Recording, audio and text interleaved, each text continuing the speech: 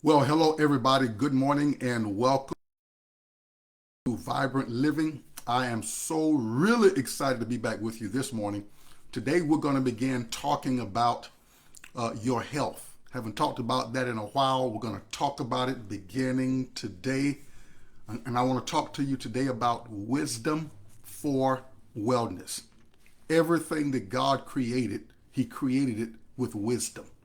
It exists by His wisdom as well as His power.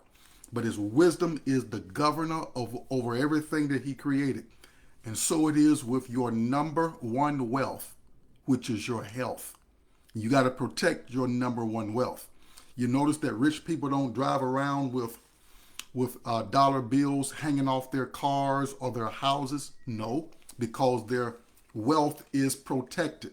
And the way that you and I protect our number one wealth, which is our health, we do it with knowledge and wisdom in particular. Well, I'd say knowledge, wisdom, and understanding. But we're going to focus on this wisdom component. And of course, you've got to get knowledge.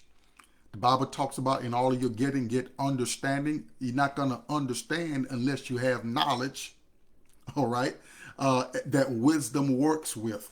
So this is a most important topic, wisdom for wellness. My few years that I've been into this particular area, now over 20 years dealing with health and health matters, there's quite a bit that I learned that I was just really ignorant about.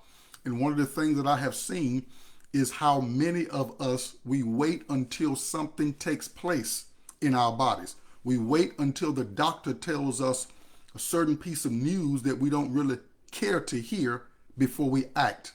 Well, a wise individual, Solomon said, will lay up knowledge. He won't wait until he goes to the doctor's office or the clinic or the health fair or whatever to start doing something about their well-being. A wise individual starts now. Now is the time to start the betterment of your health. You and I are the ones that need to have the steering wheel. You need to have your hands on the steering wheel. It's your body. It's the house that you live in. And it's the house that you are responsible to take care of. I've seen a lot of people over the years, they will treat their cars and their houses better than their body. And of course, I believe your house needs to look good, your car needs to look good, but your body needs to look good, feel good, and be good as well. So you've got to put focus on it. To be wise, you have to be wise in this particular area, you got to bring it into focus. Let's go back to scriptures like 3 John verse 2, to where the Lord, the creator, the designer, the architect of the body, he said, I wish above all things that you would prosper and be in good health, even as your soul prospers. Notice God's desire is that his children be healthy, that his creation be healthy and whole. He said, and I wish above all things that you prosper and be in good health, but to the degree that your mind prospers. So you've got to educate yourself. You've got to give yourself to knowledge concerning health affairs, as well as these other affairs that are these other areas that make up human existence on the planet. But now, if you're not healthy, nothing else matters. You can't enjoy your loved ones. You can't enjoy your marriage or your family. You can't fulfill your purpose with efficiency, with energy and strength. It's a struggle. So this is one of the reasons why we've got to put some time focusing on our health.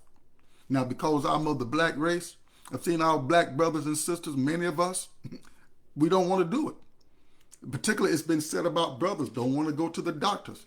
And I can understand some of the why, but you still need to go and get checked out. You pull your car in to get a checkup, or your truck, or whatever your vehicle is. You go get a checkup with that. You make sure the oil is right.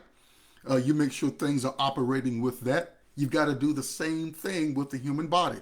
Now, that is one piece of good wisdom right there. Stop, put everything on hold for a little bit, and let's take an assessment of what you're doing to promote your health, all right, or whether you're promoting it at all. Stop. Take an assessment. Go to the doctor. Find out your numbers, your A1C number, your blood sugar number. Find out your blood pressure. Keep a blood pressure check around the house and check your blood pressure on a regular basis. You know, we've heard it for years that the silent killer is high blood pressure. All right, you need to know your numbers in all of these areas. So that's the first piece of wisdom that I want to give to you is take the time to focus, or take an assessment, of course, and focus on your health. Again, it is your number one wealth. It's not your bank account. That's not your number one wealth. It's not all these other things that we look at. It's your health. And your creator, who designed the human body, wants you and I to be healthy. All right? And if you're going to sustain good health, it's going to take wisdom. Wisdom. And all of your get understanding and wisdom. All right, so let me give you some pointers for wisdom for wellness. And I've given you quite a few, of course, but let me go down my list that I have here. Again, you must spend time promoting your health versus fighting disease. Good piece of wisdom right there. Put a focus on promoting your health. Now, when you begin to focus like that, there's certain things you're going to want to do on a regular basis. Number one is focus. You're thinking about promoting your health, you want to focus on your health. All right. The next point that I have on my paper, and that is to consider. I've covered it already, but I'm going according to my sheet. Consider that your number one wealth is your health. Think about the millions and billions of dollars right here in the United States that we spend on health every year. Well, let me back up. We spend on disease for the most part. Disease care versus health care. Oh my God. See, our system is basically a disease care system more than what it is a health care system. We spend more money to fight disease than what we do to promote health. I believe if we spent a tenth or fraction of it, at least, of what we spend on sick care, if we would put more focus, put more dollars into health care, we would be a much healthier nation. You would be much healthier. Your family would be much healthier. People spend more money on a vehicle than what they do the quality of food to put in your body. Now, I'm not against having nice vehicles and nice homes. I believe in that stuff too. But I've seen too many people complain about buying a multi-mineral vitamin supplement when they're driving a $70,000 vehicle. But they will complain about buying something that costs $50 or $60 that can help them be healthier in their bodies. Because when you got a healthy body, you got to remember your body and your mind are connected. But people do that. They misprioritize. They promote, those things over, again, the number one wealth. Have your nice vehicle if that's what you want. Live in your nice home, nice environment. But don't neglect the physical body. Don't be tripping over having to pay for a variety of items to keep you healthy. You do that for your vehicle. Have you noticed? You'll go out and spend X amount of money on somebody cleaning your vehicle, or a particular type wax, or a particular type substance when you're washing your car. You don't think about those things. Why? Because you want to look good with your vehicle. Well, you want to look good, feel good, and be good in your body. It's the only body you got. You're not going to get another one until, of course, the resurrection. So you got to do the best you can with what you have. And many of us are not doing that. We're not spending the effort. We're not gaining the knowledge. We're not focusing on treating the body as though it is our health as though it is in the body, of course, our number one wealth. We've just got to simply change that. All right. And I want to inspire you and motivate you to make some changes there to where your health is your number one focus. All right. Of course, other than your spiritual life, your walk with God the Father and seeking to please Him and live out the purpose of why you were put on this planet. But right under that, the Bible says, again, I wish above all things that you prosper and be in good health, even as your mind prospers. All right. The primary responsibility of each of us is to promote our health and not merely fight disease. I've covered that already somewhat. Here's another good nugget. Pain is a protest of your body that it is being subjected to abuse. Pain oftentimes is nothing more than a protest.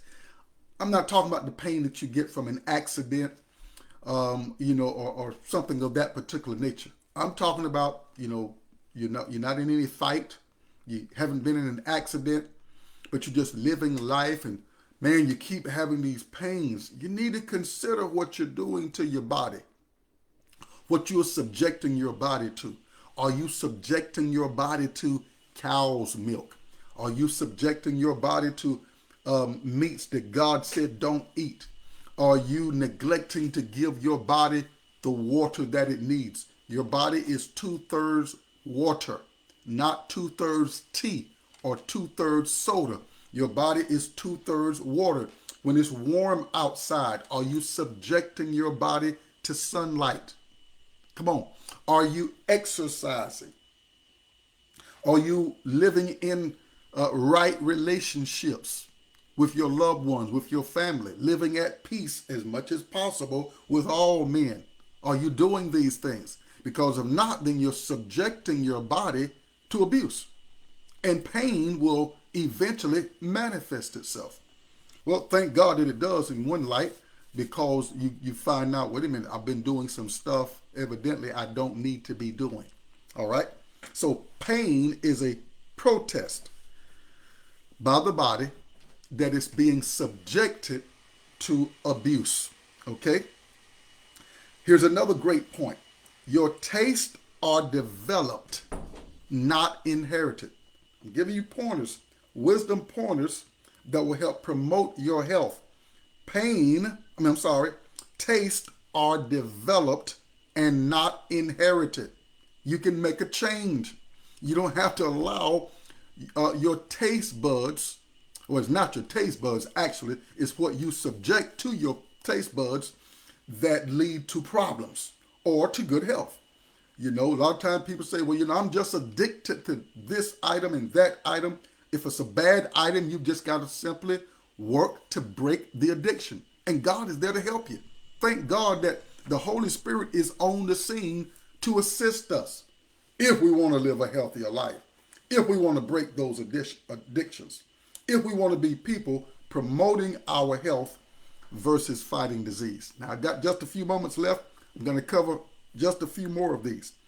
Disease is something that develops. It doesn't strike you like a rattlesnake striking somebody or striking something. No, disease is something that is developed. You can't tell me that last night in whatever city you're living in, 100 babies in the hospital were born with cancer, or 50 babies were born with diabetes. No, these things are usually developed over a period of time because of what we do or don't do for the physical body. All right, I think I'll give you maybe 3 more of these and then we'll stop for today. Your health is not determined by the insurance you have or your doctor's visit. No, your health is determined by your lifestyle and your food choices. Some things that you need to think about. Both of us, all of us, need to think about. What kind of lifestyle am I living? What are my food choices? Because that's what determines your health. You determine your health at the dining room table. That's where it's determined at. So you got to think about these things. I had to do it too. Years ago when God gave me this assignment, these are things that I had to consider. Here's another good one. Good piece of wisdom for wellness. Good health is a matter of good stewardship. Again, good health is a matter of good stewardship. You've simply got to be a good steward. And a good steward is going to take an account. A good steward is going to live in the awareness of accountability, that I have to account. You see, the Bible said that we have to account for what we've done in this body and what we do with this body as well. Well, I hope you've been stirred, moved, challenged by what I've shared with you today. And I have to put that challenge part in there because we tend not to do better a lot of times until we've been challenged. You got to challenge yourself. You got to tell yourself, I am going to be healthier this month than what I was last month. I'm going to be healthier this year than what I was last year. And in order for that to happen, you got to dare to get knowledge, wisdom, understanding, and exercise these things. And if you'll do that, your body will reward you with better health. On behalf of Girlfriend and I've got to go now. Have a great rest of your day, and we'll see you next time on Vibrant Living. God bless.